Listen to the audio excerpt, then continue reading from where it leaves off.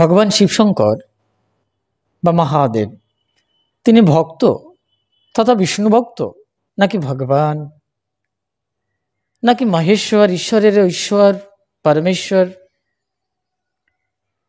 নাকি তিনি মহাজন সাধারণ মহাজন নাকি তিনি সাধারণ দেবতা নাকি তিনি একজন সাধারণ যোগী মহাযোগী এই প্রত্যেকটি শব্দকে নিয়ে সারা পৃথিবীতে আলোড়িত হচ্ছে মানুষ বিভ্রান্ত। শৈববাদীগণ মনে করেন তিনি সর্বশ্রেষ্ঠ, অন্যান্য বাদীগণ যারা আছেন বিবাদী অবস্থায় গিয়ে বিবাদ সৃষ্টি করছেন। তারা দ্বৈততার পরিমাপ কাঠিতে মাপতে গিয়ে কখনো কখনো যে সমস্ত ভাষা প্রয়োগ করে ফেলছেন ঠিক বুঝে পাচ্ছেন না। তার ভেতরে ইসকন প্রতিষ্ঠানের আশ্রিত কিছু ভক্ত বা ইসকন দর্শনে সম্প্রচারিত হয় শিব হচ্ছেন মহাজন। কেমন? বৈষ্ণবীয় দর্শনে নাকি বলা আছে 12 জন মহাজন আছে, যেমন ভীষ্মদেব, মহাভারতের ভীষ্মদেবের কথা সবাই জানেন, সুখদেব। এই যে মহাত্মারা রয়েছেন, মহাপুরুষগণ রয়েছেন, তারা মহাজন 12 জন আছে, তার ভেতরে একজন হচ্ছে শিব। বুঝুন ঠেলা। এই অপসংস্কৃতি বহু দশক ধরে বৈষ্ণব ফিলোসফিতে চলে আসছে, ঠিক নয় এটা। প্রথম কথাই বলবো, যুক্তি দর্শন তো প্রচুর আছে, দেওয়া যায়, সেটা অবশ্যই বলছি, কিন্তু এ কথা সম্পূর্ণরূপে অবান্তর। ভগবান শিব, শিবপুরাণ, শিব সংহিতা, তন্ত্রশাস্ত্র এবং বৈষ্ণবীয় শাস্ত্রের সিদ্ধান্তে তিনি অনন্ত স্বরূপ বলা আছে। কোথায় চলে যাব?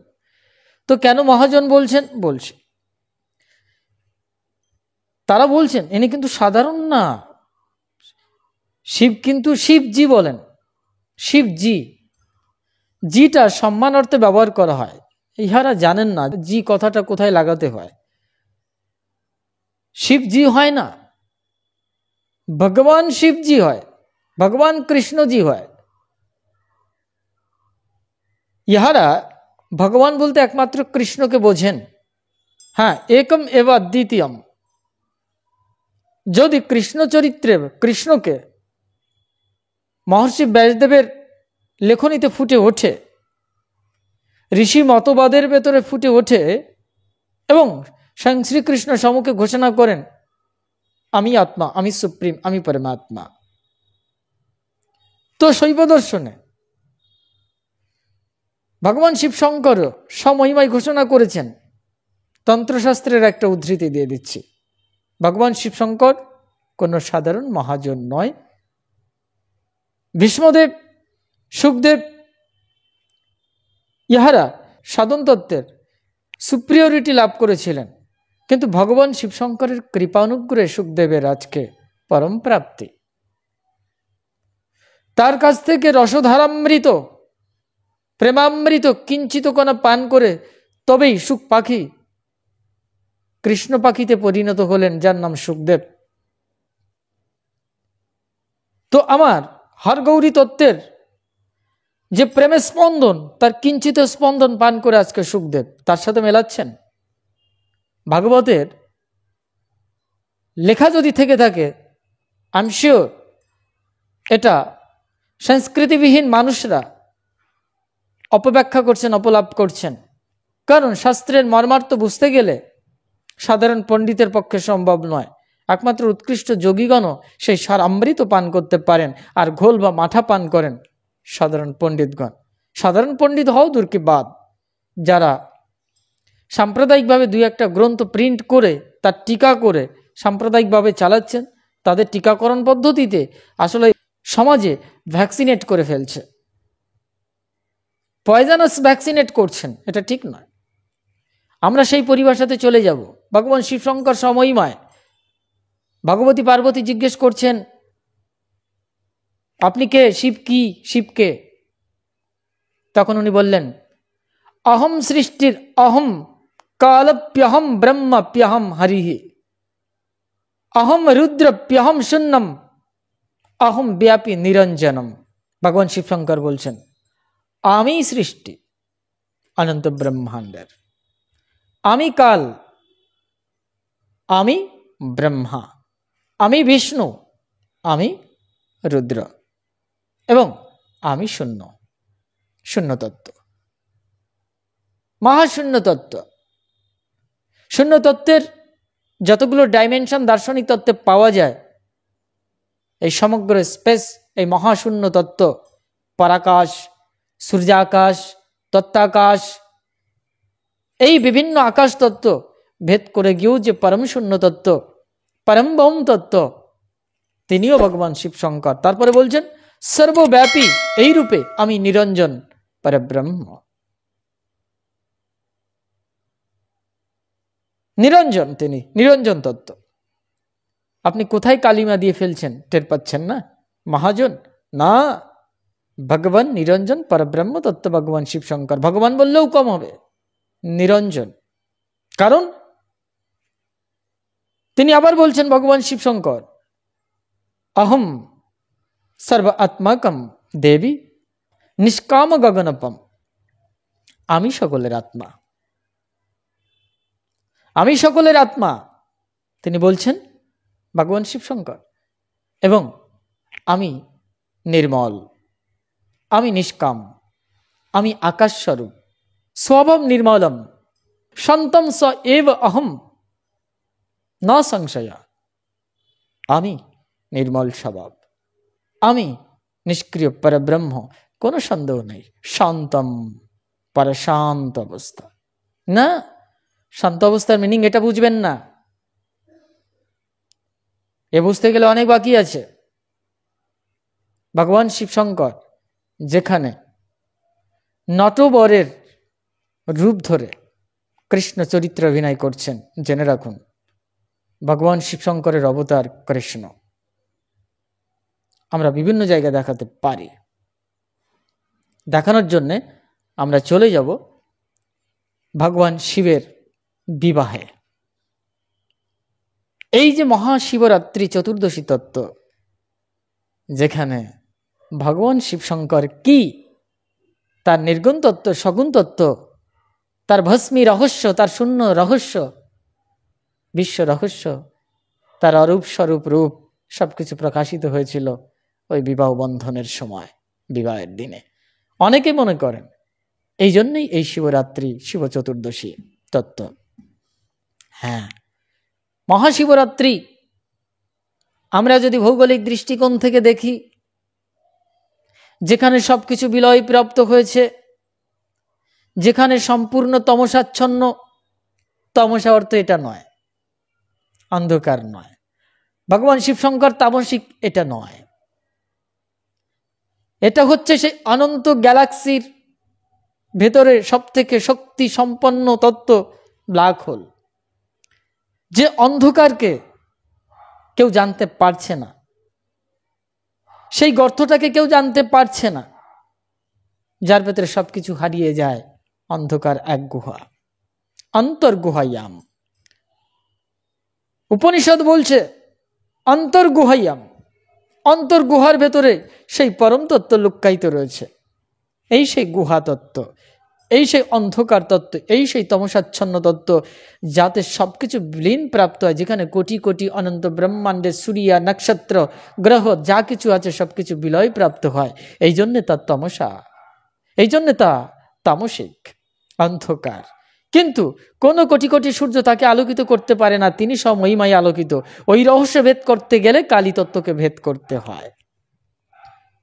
এই সেই মহাশিবরাত্রি, এই সেই নিরঞ্জন অন্ধকার গভীরতম চ্যাপ্টার, যেখানে প্রবেশ করলে আমাদের যে কুটস্থ, যে জ্যোতির্লিঙ্গ তত্ত্ব, আমাদের যে আত্মলিঙ্গ, আমাদের যে আত্মস্বরূপ পরমেশ্বর মহেশ্বরের যে আসল শম্ভু স্বয়ম্ভু লিঙ্গম, সেই তত্ত্ব জানা যায়। এর আগে নয়, এই জন্যে মহাশিবরাত্রি হচ্ছে সেই সন্ধিক্ষণ যেখানে গিয়ে মন সম্পূর্ণরূপে বিলয়প্রাপ্ত হয়েছে। কারণ চন্দ্রের যে নামকরণ করা হয় জ্যোতিষশাস্ত্রে, মনের অধিপতি দেবতা চন্দ্র, তো মন সম্পূর্ণরূপে বিলয়প্রাপ্ত হবে।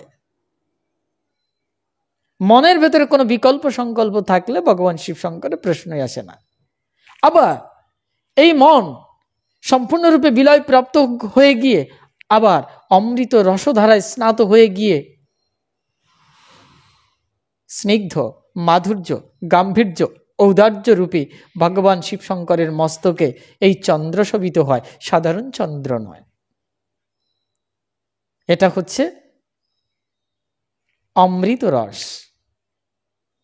যার নাম প্রেম। এই প্রেম প্রকট হয়। এই জন্যে মহাশিবরাত্রির ভেতরে হর এবং গৌরীর যে মিলনাত্মক অধ্যায়, সেখানে এই অমৃত রসের উদ্গম হয়। এখান থেকে সাধকের পরামুক্তি, পরামুক্তি, শিবত্ব লাভ, বৈষ্ণবত্ব লাভ, কৃষ্ণত্ব লাভ, এখানেই সবকিছু আছে। এই জন্য আমরা বিবাহের দিকে চলে যাব।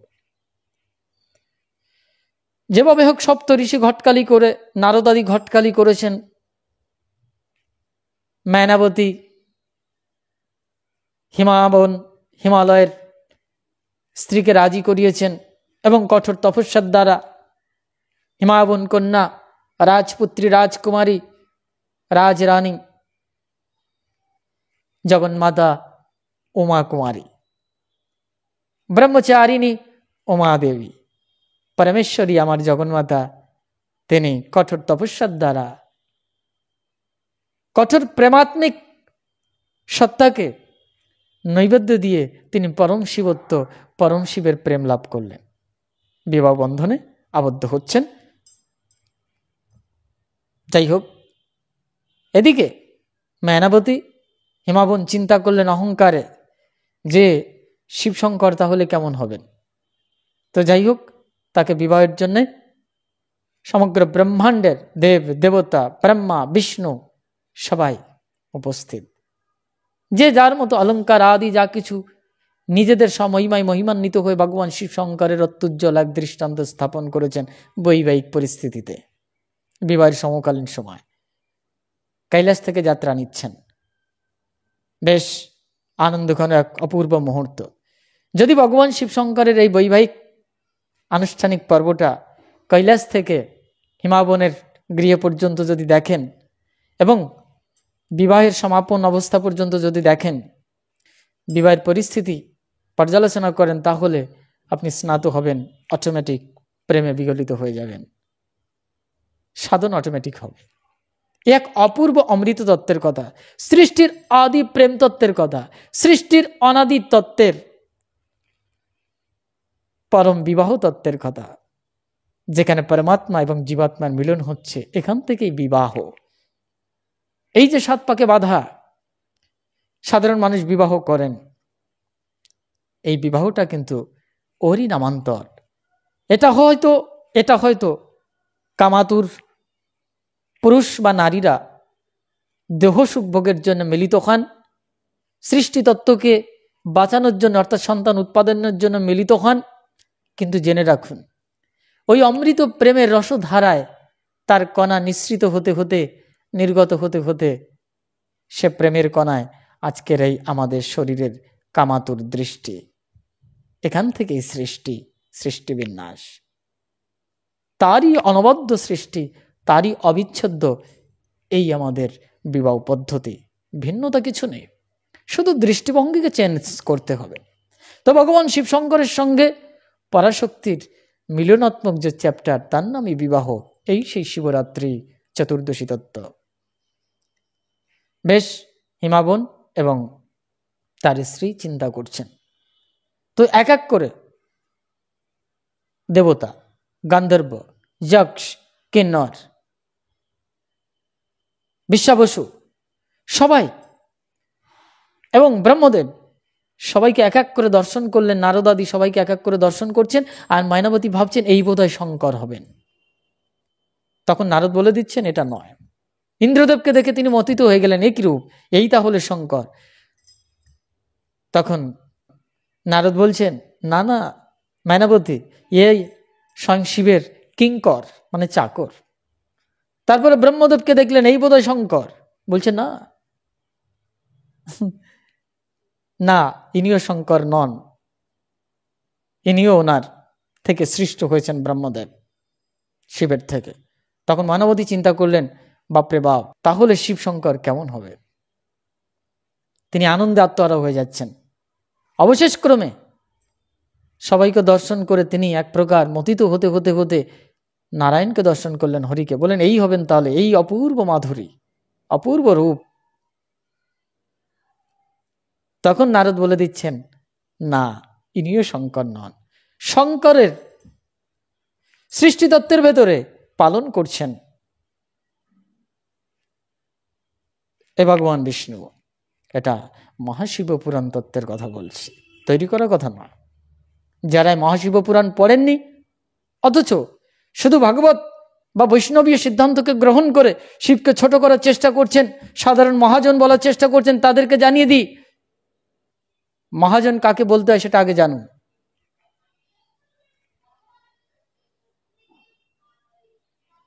অবশেষ ক্রমে ভগবান শিব শঙ্করকে দর্শন করে তিনি প্রচণ্ডভাবে বিক্ষুব্ধ হয়েছিলেন এবং ধরাশায়ী হয়েছিলেন, প্রচণ্ড ক্রোধী হয়ে উঠেছিলেন যে এরকম একজন পুরুষের সঙ্গে আমার মেয়ের বিবাহ হতে পারে না। তখন স্বয়ং নারায়ণ বুঝিয়েছিলেন, আপনি শিবকে বুঝতে পারছেন না, ভ্রমাত্মক জ্ঞানে ভগবান শিব শঙ্করকে জানা যায় না। আপনি যা দেখছেন ওটা ভগবান শিবের সগুণ মূর্তির সাধারণ রূপ, যা আপনি বিশ্লেষণ করতে পারবেন না। তখন হরি বর্ণনা করেছিলেন ভগবান বিষ্ণু, তিনি এবার বর্ণনা করছেন শিব শঙ্কর সম্পর্কে। অবশেষে মায়াবতীর মন একটু শান্ত হয়েছিল, কিন্তু মন পূর্ণ হচ্ছে না, প্রশান্ত হতে পারছে না কমপ্লিটলি। তখন ভগবান শিব শঙ্কর পরম মাধুর্যের প্রতীক স্বরূপ, তিনি স্বয়ং ঔদার্য, তিনি স্বয়ং গাম্ভীর্য, তিনি ঐশ্বর্য, তিনি মাধুর্যর, এগুলো সবই তারই প্রতীক। তিনি তখন মাধুর্যের রূপ পরিগ্রহ করলেন মায়াবতীর সামনে। সেই রূপ দর্শন করে বৃন্দাবন লীলাতে কৃষ্ণের বাসী শ্রবণ করে কৃষ্ণের প্রতি গোপীগণ যেমনভাবে ধাবিত হয়েছিলেন, তেমনি ওই রূপের ছটা বর্ণিত হয়েছে, প্রকাশিত হয়েছে। তো সমগ্র হিমালয়, সমগ্র বিশ্বের নরনারীগণ ছুটতে ছুটতে চললেন ভগবান শিব শঙ্করের সেই অরূপ স্বরূপ দর্শন করতে। কত নারী স্তনপান করাচ্ছিলেন বাচ্চাকে, অপূর্ণ অবস্থায় তাকে ফেলে রেখে চলে আসছেন। অলঙ্কার ভূষণাদি অলঙ্কৃত করছিলেন নিজেদেরকে, সেগুলোকে ফেলে চলে আসছেন। রান্না করছিলেন, ফেলে চলে আসছেন। স্বামীর সঙ্গে কথা বলছিলেন, ফেলে চলে আসছেন। সম্পূর্ণ বৃন্দাবনীয় লীলায় যে তত্ত্ব প্রকাশিত হয়েছে দাপরে এসে, সেটা শিব চরিত্রে ভগবান শিব শঙ্করের বিবাহের যে প্রাথমিক অবস্থায় যেখানে সম্ভাষণ জানাতে হয়, যেখানে শিবশঙ্কর তার পরম মূর্তি ধারণ করলেন, অবশ্য সেটা নিষ্ক্রিয় পরম জ্যোতিস্বরূপ, সেটাকেও কেউ সগুণ ভাববেন না, সেটা কারো তৈরি করা জিনিস নয়। সময়ময় মহিমান্বিত, ঔদার্য, গাম্ভীর্য, মাধুর্য সবকিছুতে পরিপূর্ণ সেই সত্তা ভগবান শিবশঙ্করের সেই রূপে সব মথিত হয়ে গেল। ওই রূপে দাপরে এসে প্রকটিত কৃষ্ণ সত্তা। শিবকে জানা এত সহজ নয়, শিব সাধারণ মহাজন নয়। এটা স্বয়ং নারদের বর্ণিত, আর ব্রহ্মদেবের অর্থাৎ ব্রহ্মার বর্ণিত তত্ত্ব তো আছেই।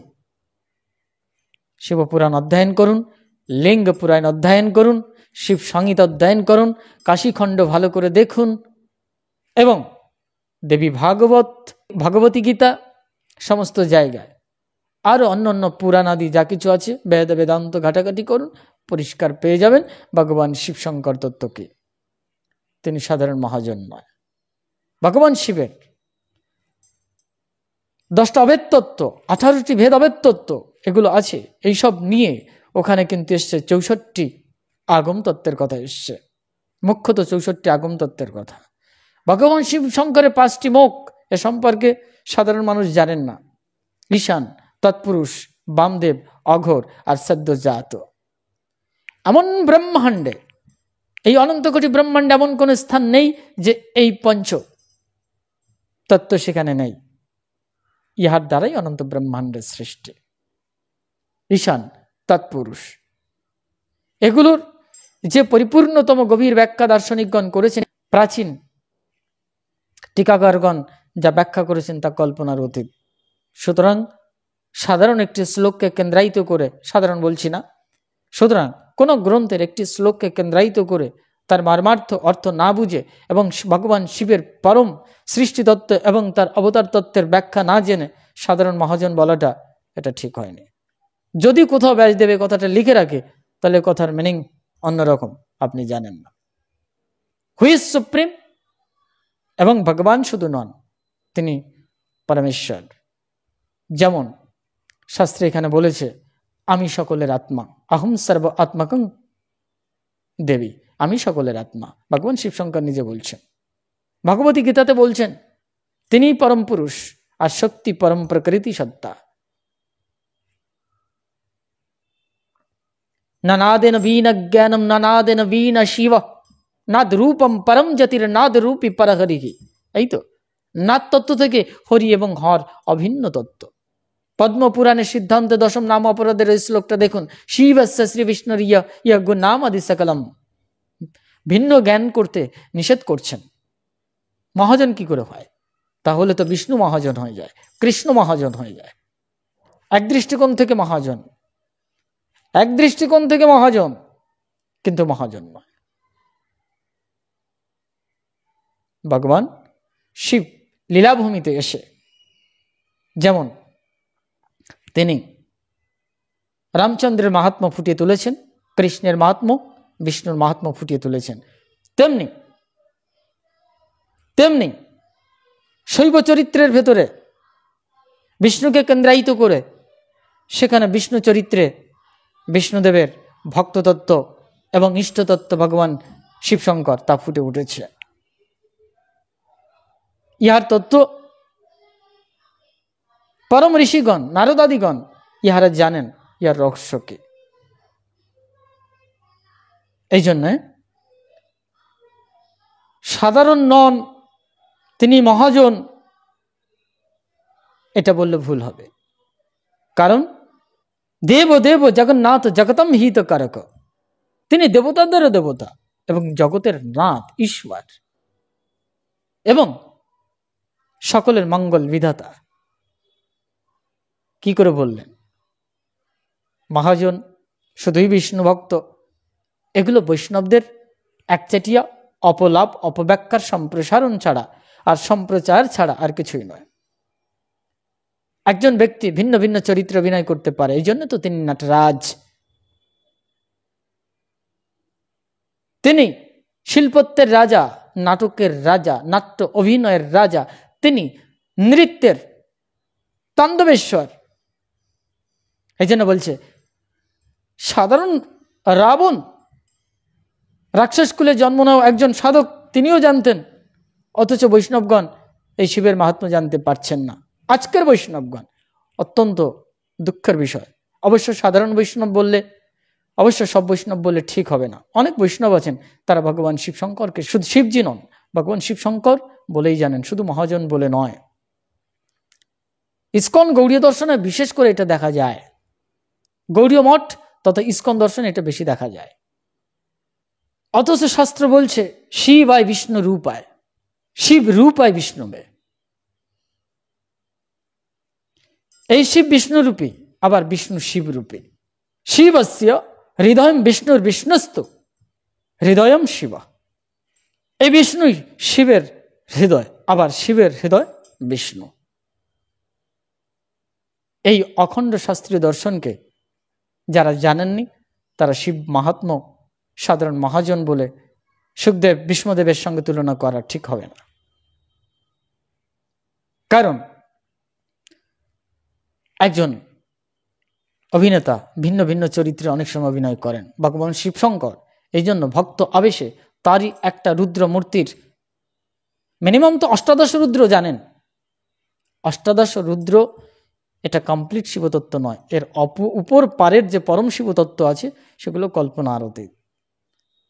তো তার থেকে তারই সগুণ মহিমায় রুদ্র অবতারে তিনি অভিনয় করছেন ভক্ত আবেশে। ভুল তো কিছু নয়, তিনি নিজের সাথে নিজের ভক্ত আবেশ গ্রহণ করেছেন। তিনি একাধারে নিজে ভগবান, তিনি একাধারে ভক্ত হয়েছেন, আবার তিনি ভগবান হয়ে উঠছেন, আবার তিনি ভক্ত হয়ে উঠছেন। এই যে নিজের সাথে নিজের খেলাটা তার চলছে, এই পরিপূর্ণ সত্তার খেলা, এটা একমাত্র ভগবান শ্রীকৃষ্ণ জানতেন, সাধারণ ভক্ত জানতে পারবেন না। এই জন্য মহাজন বলাটা বিশেষ করে এইভাবে উল্লেখ করছেন যে ভীষ্মদেব মহাজন ছিলেন, সুখদেব মহাজন ছিলেন, তাদের সাথে এটা উল্লেখ করাটা ঠিক হয়নি। ব্যাসদেবী মহাশিব পুরাণ, অন্যান্য পুরাণের রচয়িতা যদি আমরা স্বীকার করি, তাহলে তিনি দুই রকমের কথা বললেন কি করে?